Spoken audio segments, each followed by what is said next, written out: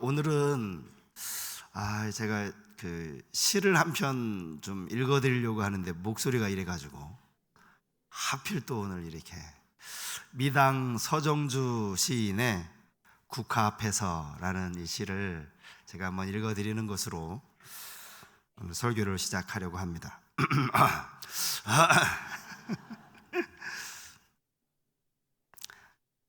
국화 옆에서 한 송이의 국화꽃을 피우기 위해 봄부터 소쩍새는 그렇게 울었나 보다. 한 송이의 국화꽃을 피우기 위해 천둥은 먹구름 속에서 또 그렇게 울었나 보다. 그립고 아쉬움에 가슴 조이던 먼 젊음의 뒤안길에서 이제는 돌아와 거울 앞에 선 내 누님같이 생긴 꽃이여, 노란 내 꽃잎이 피려고 간밤에 무서리가 저리 내리고 내게는 잠도 오지 않았나 보다. 물론 이 서정주 시인의 국화 옆에서를 제가 인터넷을 찾아보니까요, 어떤 불교의 그 사상이 들어가 있다 이렇게 이야기를 하기도 하던데, 저는 지금 어떤 종교적인 이야기가 아니라 이 꽃 한 송이도 비록 그 식물이지만 거기에도 생명이 있기 때문에 그 생명이 탄생하기까지 많은 인고의 시간이 필요하다는 것을 그렇게 이 시가 노래하고 있기 때문에 저는 이 부분을 우리가 좀 함께 생각했으면 하는 것입니다. 보잘것없어 보이는 그 한 송이의 국화꽃도 오랜 인내와 기다림이 필요하다고 할진대, 하물며 그것이 식물이 아니라 우리 사람이라면 어떻겠는가. 한 사람을 구원하여서 하나님의 자녀로 삼고 그를 위대한 믿음의 사람으로 세우기까지 하나님의 그 기다림의 시간은 얼마나 길까, 이런 생각이 들었던 것이죠. 여호와 하나님께서 아브라함을 부르셨을 때 그는 고향과 친척과 아버지 집을 떠나라는 그 명령에 순종합니다. 사실 이때까지만 해도 아브라함에게 하나님을 향한 온전한 믿음이 있었던 것은 아닙니다. 그는 여호와 하나님이 누군지도 잘 몰랐어요. 그는 이방신을 섬기고 있었고 여호와 하나님도 그가 알고 있는 여러 신들 가운데 한 신이겠지라고 생각했을 겁니다. 그럼에도 불구하고 안정된 삶을 뒤로하고 미지의 장소를 향해 떠나가는 모습을 보면서 역시 아브라함은 우리랑 게임이 안 되는 사람이야 라고 혹시 생각할지도 모르겠습니다. 이러니까 하나님이 아브라함을 부르셨지, 아브라함을 부르신 데는 다 이유가 있는 거야, 이런 생각 말입니다. 하지만 여러분, 사실은 그렇지 않습니다. 우리가 지난주에 이미 살펴보지 않았습니까? 그는 아내 사례가 어떻게 되든지 그것은 아무 상관없고 그저 자기만 살면 된다라고 생각했던 상당히 이기적인 사람이었습니다. 하나님의 약속을 받았음에도 불구하고 그 약속에 대한 기대는 어디로 갔는지 이미 다 포기해버린 그런 사람처럼 보입니다. 그런 그가 기근을 피해 애굽에 내려가 있는 동안 어쩌면 그의 인생에서 가장 큰 위기라고 할 수 있는 상황을 만나게 되죠. 아내를 바로에게 빼앗겨 버리는 겁니다. 그는 아무것도 하지 않았지만 이 위기를 막아주신 분은 하나님이셨습니다. 아브라함 대신 오히려 바로에게 엉뚱하게 재앙을 내리신 분도 하나님이셨죠. 그래서 창세기 12장에 보면 바로가 그들을 보냈다라고 성경이 말씀하고 있어요. 성경은요 좀 점잖게 표현을 한 거예요. 바로가 아브라함을 보낼 때 작별 인사하며 보냈겠습니까? 그렇지 않아요. 아브라함을 아마 쫓아냈을 거예요. 빨리 나가라고, 빨리, 꼴도 보기 싫다고. 그렇게 해서 아브라함이 애굽에서 쫓겨나게 되는데요, 그럼에도 불구하고 이상한 점 하나가 있습니다. 그것은 사례를 신부로 맞아들이려고 바로가 아브라함에게 주었던 결혼 예물이죠. 혼인지참금이라고 할 수 있는 그 모든 결혼 예물을 하나도 다시 돌려받지 않았더라는 사실이에요. 사실 이거 돌려줘야 되거든요. 그래야 공정한 겁니다. 이 결혼이 무효이기 때문에 이 예물은 아브라함이 가져서는 안 돼요. 그런데 바로가 이걸 받지 않아요. 그걸 가지고 가라고 이야기를 하는 것이죠. 그래서 아브라함은 자기 아내뿐만 아니라 그가 받은 모든 소유를 이끌고 다시 애굽을 떠나 가나안 땅으로 돌아오게 되는 겁니다. 창세기 13장 1절 말씀을 한번 보시겠어요? 아브라함이 애굽에서 그와 그의 아내와 모든 소유와 롯과 함께 네겝으로 올라가니 금, 은, 모든 소유, 그와 그 아내 롯도 함께 네겝으로 올라갔다라는 거예요. 그에게는 가진 것이 너무 많았습니다. 여러분, 기근을 피해서 먹고 살아보겠다고 애굽으로 내려간 아브라함이 어떻게 이렇게 많은 가축들과 은금을 가지고 올 수 있었습니까? 말씀드렸죠. 바로가 이것을 받지 않았기 때문입니다. 자기가 준 것을 돌려받지 않았기 때문에 그걸 가지고 올 수 있었던 거예요. 오늘 본문에 나오는 이 풍부하였더라라는 이 단어를 원어로 찾아보면요, 이게 어느 정도인가 하면 다 관리할 수 없을 만큼 차고 넘친 상태, 이게 풍부하였더라라는 단어의 의미입니다. 그냥 어지간한 부자가 아니에요. 이걸 너무 많아서 관리도 할 수 없을 만큼 그 정도가 되었다라는 거예요. 그것 때문에 사실은 롯과 서로 목자들끼리 싸움이 난 것 아닙니까? 그는 네겝으로 올라갔어요. 이 네겝은요, 창세기 12장에 나오는 남방이라는 단어와 같은 단어예요. 원어로 보면 단어가 같아요. 아브라함이 애굽으로 내려오기 전에 거주하였던 지역이 바로 이 남방이죠. 그런데 중요한 것은 그가 그 남방 네겝에서 머무르지 않았다는 사실이에요. 거기 잠시 머무르는 것 같더니 그는 얼마 지나지 않아 다시 짐을 챙깁니다. 그리고는 어디로까지 가는가 보니까 베델까지 올라가는 것으로 성경이 기록하고 있어요. 베델, 이곳은 특별히 그가 처음으로 제단을 쌓았던 곳이라고 성경이 말씀하고 있죠. 그 부분을 우리가 살펴보려면 창세기 12장 8절 말씀을 보면 알 수 있는데, 자, 창세기 12장 8절 말씀이에요. 거기서 베델 동쪽 산으로 옮겨 장막을 치니 서쪽은 베델이요 동쪽은 아이라 그가 그곳에서 여호와께 제단을 쌓고 여호와의 이름을 부르더니, 사실 아브라함이 가나안 땅에 딱 도착해서 가장 먼저 제단을 쌓은 곳은 베델은 아닙니다. 세겜 땅 모래 상수리 나무에서 제단을 쌓았다라고 성경이 말하고 있죠. 여기 베델은 특별히 아브라함이 여호와의 이름을 처음 부른 것으로 그렇게 소개되고 있습니다. 제단을 쌓은 것과 여호와의 이름을 부른 것, 아마도 여호와의 이름을 불렀다라는 것은 하나님 앞에 기도했다라는 그런 의미일 텐데, 바로 이 베델, 아브라함이 지금 이 베델을 향해 가고 있는 거예요. 애굽으로 내려갔던 그 아브라함이 지금 다시 베델로 올라가서 똑같은 그 자리에서 또 한 번 여호와의 이름을 부르고 있는 겁니다. 하나님이 그렇게 명하셨나요? 아닙니다. 아브라함이 의도를 가지고 간 거예요. 생각해 보십시오. 그 재물이 많아서 정말 관리할 수도 없고 은금이 많았으니 그 무게가 또 얼마나 나가겠으며 그 가축들은 얼마나 많았겠어요.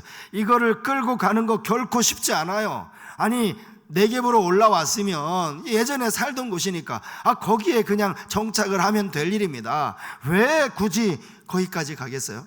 여러분, 애굽에서요, 지금 베델까지 거리를 제가 추석을 찾아보니까 이 거리가 대략 300km라고 나옵니다. 300km.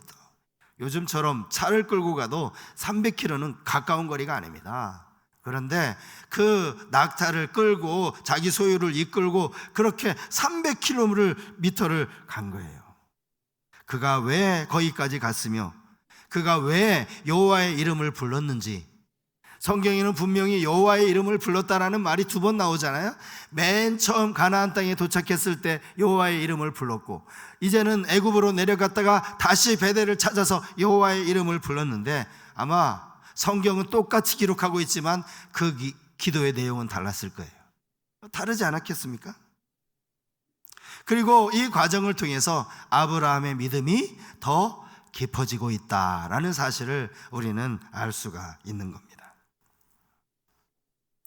그는 목자들끼리 서로 싸우는 모습을 보면서 롯을 부릅니다.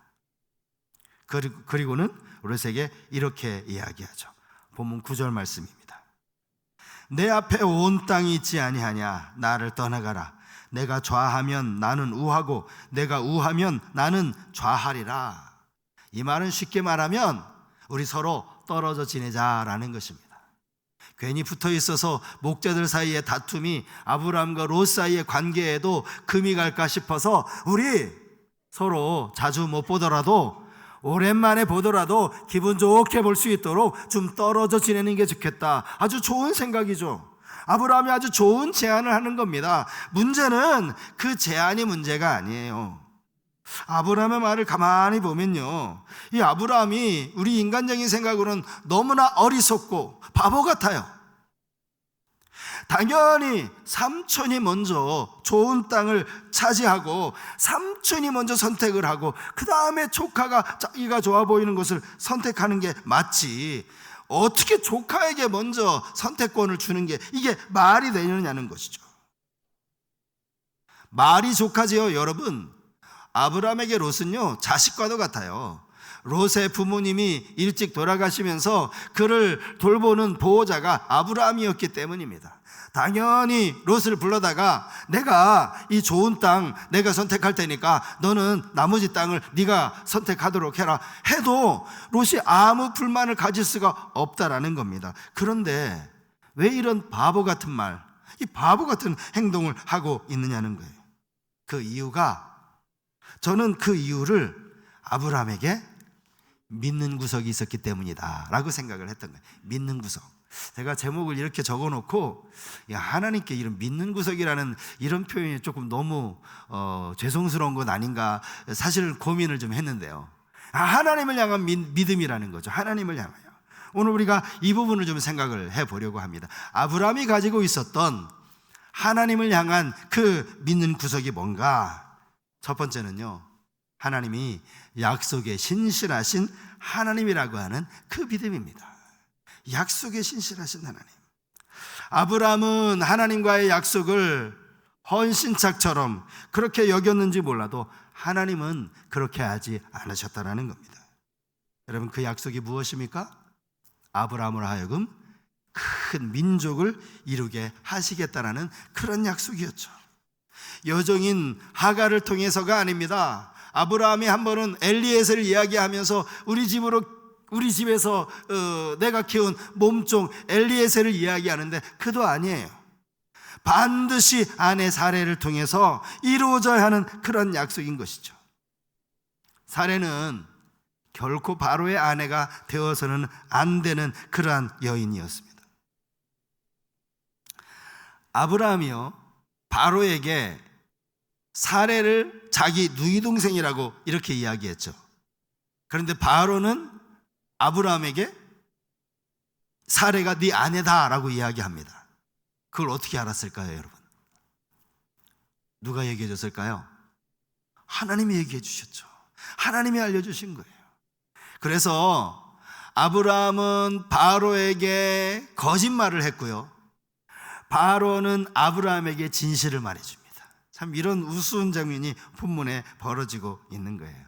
그리고 그 과정을 통해서 아브라함은 하나님께서 하신 약속을 다시금 기억할 수 있게 되었다라는 사실입니다. 약속을 지키시는 하나님을 보면서 그가 깨달았을 것이 있다라는 것이죠. 아브라함은 자손에 대한 축복을 약속받았습니다. 그럼에도 불구하고 그 약속을 걷어차 버렸죠. 그럼에도 불구하고 하나님은 사례를 지키십니다. 그게 당신의 약속 때문이었다는 거예요. 언약이라는 것은요, 어차피 한쪽에서 언약을 파기시키면 자연적으로 그 언약은 무효가 되는 것 아닙니까? 아브라함이 언약을 파기시켰다면 이 약속은 그냥 무효가 되어 버리는 거예요. 더 이상 유지될 수 없는 약속입니다. 그런데 하나님이 그 약속을 끝까지 지키시는 거예요. 사례를 지키시면서 말이죠. 출애굽기 3장 6절 말씀을 한번 보시겠습니다. 출애굽기 3장 6절. 우리 제가 목소리가 안 좋아가지고 우리 한번 같이 한번 읽겠습니다. 또 이르시되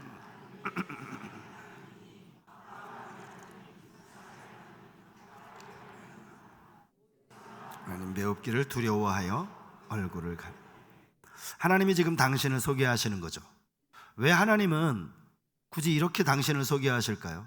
지금 애굽에서 종살이하고 있는 이스라엘 백성들, 물론 아브라함을 모르지는 않았겠지만 굳이 나는 아브라함의 하나님이다, 이삭의 하나님이다, 야곱의 하나님이다, 당신 자신을 이렇게 소개하는 그 이유가 어디에 있느냐는 거예요. 그 이유는 하나님이 아브라함과 하신 약속을 지키는 하나님이라는 그 뜻을 담고 있습니다. 하나님은 아브라함 자손이 이방에서 객이 것을 미리 말씀을 하셨어요. 그들을 섬길 것이라고 말씀을 하셨어요. 그리고 분명히 창세기 15장에 보면 네가 4대 만에 돌아올 것이다 라는 약속도 하십니다. 이 4대가 1대를 100년으로 보았을 때 400년이 되는 거예요. 지금 이스라엘 백성들은 하나님에 대해서 잘 모릅니다. 그런데 하나님은 내가 아브라함의 하나님이다 라고 말씀을 하시면서 그 조상들에게 하셨던 그 약속을 여전히 지키고 계시는 그 하나님이심을 보여주고 있다는 것이죠. 그래서 출애굽기 2장 24절과 25절에 보면 이런 말씀이 또 나오고 있습니다. 하나님이 그들의 고통 소리를 들으시고 하나님이 아브라함과 이삭과 야곱에게 세운 그의 언약을 기억하사 하나님이 이스라엘 자손을 돌보셨고 하나님이 그들을 기억하셨더라. 여기 지금 기억하셨다 두 번씩이나 사용이 되고 있습니다. 하나님이 아브라함과의 약속을 기억하신 거예요. 그리고 하신 일이 뭡니까? 출애굽기 3장으로 넘어가면 하나님이 모세를 부르시죠. 아브라함과 약속을 지키시려고 이스라엘 백성들을 애굽에서 끌어내시기 위해서 하나님은 약속을 기억하실 뿐 아니라 실행하십니다. 모세를 부르시는 것으로. 이게 출애굽기 3장으로 넘어가면 나오는 내용입니다. 여러분, 성경은 하나님의 약속이 담겨 있는 책 아닙니까? 창조 이후로 모든 인간이 죄를 지음으로 말미암아 하나님과의 관계가 깨어지고 말았습니다. 그럼에도 불구하고 하나님은 이 세상을 끝까지 사랑하시죠. 그래서 죄로 인하여 죽을 수밖에 없는 우리 모두를 위하여 하나님의 하나밖에 없는 아들 예수 그리스도를 이 땅에 보내주시고 그를 믿는 모든 자마다 멸망하지 않고 예수 그리스도 앞에 우리의 죄를 회개하기만 하면 우리의 모든 죄를 용서하시고 하나님의 자녀가 되는 권세를 주셨어요. 이게 구약의 약속이 신약에 이르러서 성취된 복음입니다. 하나님은 언제나 약속에 신실하신 하나님이라는 사실, 이것을 오늘 우리 모두가 기억할 수 있어야 합니다. 우리는 때로 아브라함처럼 말이죠, 당장 일이 이루어지지 않는 모습을 보면서 그 약속을 의심할 수도 있습니다. 때로 그 약속을 포기할 수도 있습니다. 그러나 여러분 기억하십시오. 하나님은 절대 포기하지 않으십니다. 하나님이 포기하셨다는 거 성경에 보신 적 있습니까?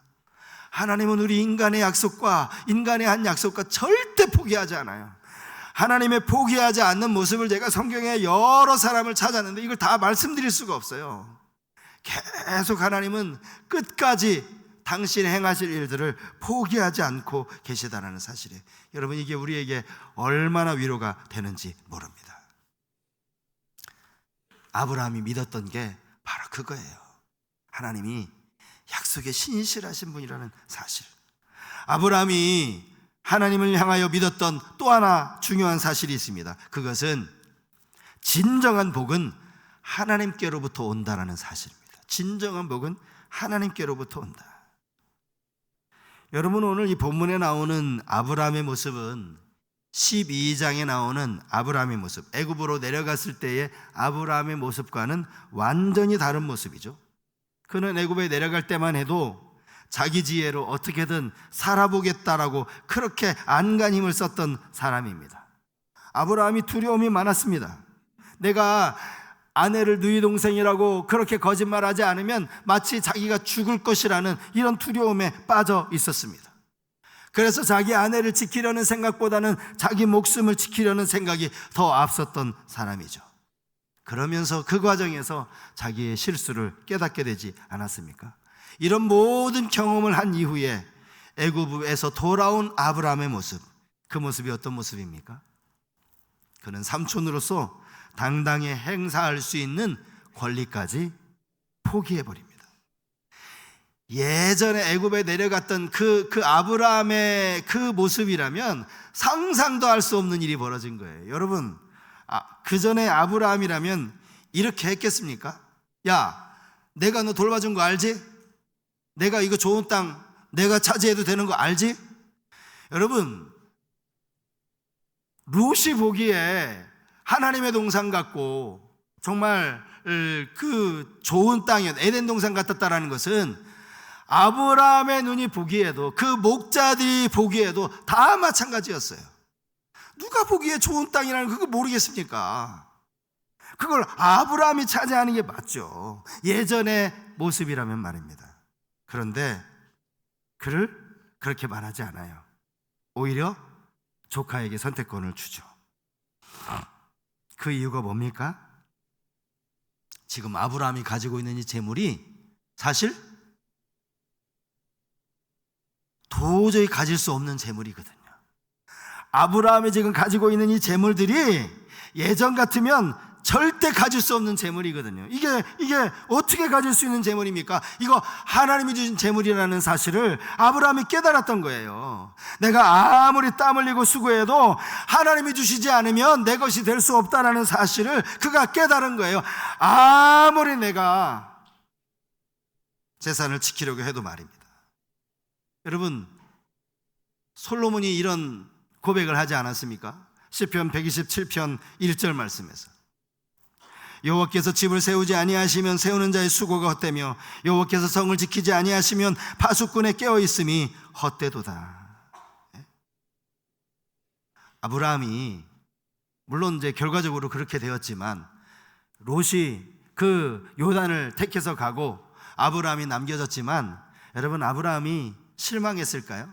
아브라함이 낙심했을까요? 이 땅에서 저 조카가 저 녀석이 저기 좋아 보이는 땅 지 좋다고 떠나버리고 여기서 어떻게 살지? 여러분, 낙심했을까요? 염려했을까요? 그렇지 않습니다.